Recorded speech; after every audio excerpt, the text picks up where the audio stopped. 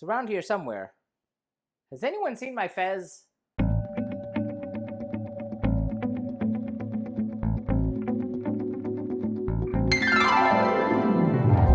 Welcome back to Cliffieland. This is Week in Country number 118 on our second attempt of cooking the food of every single country in the world. And tonight we're up to the nation of Morocco. Morocco, located in the Maghreb, which is the northwest part of Africa. It is bordered by the Atlantic Ocean and the Mediterranean Sea and shares land borders with Algeria and amazingly Spain, look that one up, as well as the disputed region of Western Sahara, which itself borders Mauritania. Its food is a thing of legends. It has strong features of spices. It is influenced by the Arabic, Berber, Andalusian, Mediterranean, and a little bit the European and sub-Saharan traditions. It is phenomenal. It has a lot of dishes that involve things like lamb and the use of a tagine, which is a clay earthenware pot, which is sort of like a Dutch oven. More on that in a moment. It's all so great, I even invited company for tonight's dinner. But now we need to see how things went when we tried things last time. Well, 4 years ago on the Global Cooking Challenge, I got to cook over 2 nights. I was traveling, so I wasn't able to find one particular ingredient, so I kind of had to make that one. So the first night I made a couscous salad, which was really delicious. However, that involved the use of preserved lemons. And since I couldn't find the preserved lemons, I kind of tried to make them myself quickly, and that didn't go so well. So we're going to fix that this time. On the second night, we had leftovers of the salad, as well as I made a lamb tagine without an actual tagine, which was basically lamb meatballs in a sauce that involved eggs and olives. It was super great, so that's why I invited company this time. So now we need to see what go into tonight's 2 dishes. First, for our Moroccan pasta salad, we'll need 1 small onion finely chopped, 2 tablespoons of fresh lemon juice, 2 cups of pearl-style couscous cooked and cooled, 1 medium carrot finely chopped, a half a cup of green pincholine olives pitted and chopped. We're using manzanilla olives here. A half a cup of preserved lemon, minced, a 1/4 cup of olive oil, a half a teaspoon of cinnamon, a half a teaspoon of cumin, a half a teaspoon of ground ginger, salt and freshly cracked black pepper to taste, and 2 tablespoons of chopped fresh parsley. And then for our kefta tagine, or lamb meatball, olive and egg tagine, we'll need 1 pound of ground lamb, 1½ tablespoons of ground cumin, 1½ tablespoons of paprika, kosher salt and freshly ground black pepper to taste, 4 tablespoons of unsalted butter, 2 tablespoons of olive oil, 4 cloves of garlic minced, 1 large yellow onion minced, 1 teaspoon of crushed red chili flakes, a half a teaspoon of ground ginger, half a teaspoon of crushed saffron threads, 1 bay leaf, a 28-ounce can of whole peeled tomatoes in juice, drained and crushed by hand, 4 eggs, half a cup of unpitted Kalamata olives, and half a cup of finely chopped parsley. That looks really good. Like I said, if you can't find the preserved lemons, look for them online, find them at a Mediterranean or Middle Eastern market near you, because it really makes the dish. But time's running out. We gotta start cooking. Into a bowl, place the onion, and then add the lemon juice, and soak the onion in the lemon juice for 5 minutes to quick pickle the onions.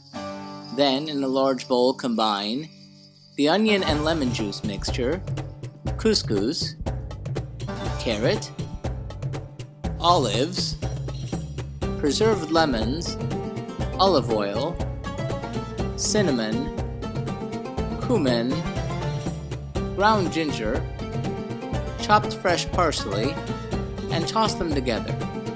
Season with salt and pepper. Cover until dinner and serve at room temperature. Into a large bowl, place the lamb with 1 tablespoon of the cumin, 1 tablespoon of the paprika, and salt and pepper, and mix until evenly combined. Form the mixture into 12 to 15 balls, about 1 ounce each, and place onto a plate. Cover and chill the kefta until ready to use. Heat a tagine or a 6-quart Dutch oven over medium-high heat. Add the butter and the oil, and once foaming, add the garlic and onion, and cook stirring until soft, about 5 minutes. Then add the remaining cumin, the remaining paprika, the chili flakes, which I forgot until later, ginger, saffron, and the bay leaf, and cook, stirring until fragrant, about 2 minutes.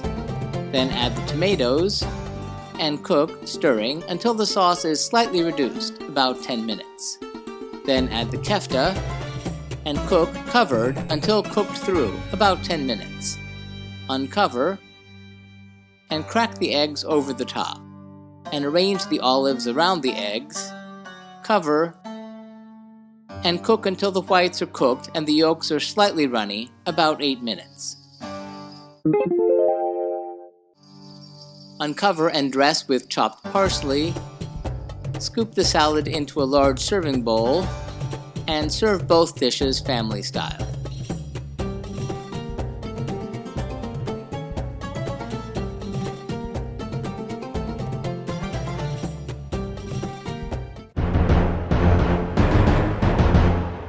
So how did that go? Well, it was phenomenal. Let's start off with the lamb tagine. The meatballs were wonderful, succulent.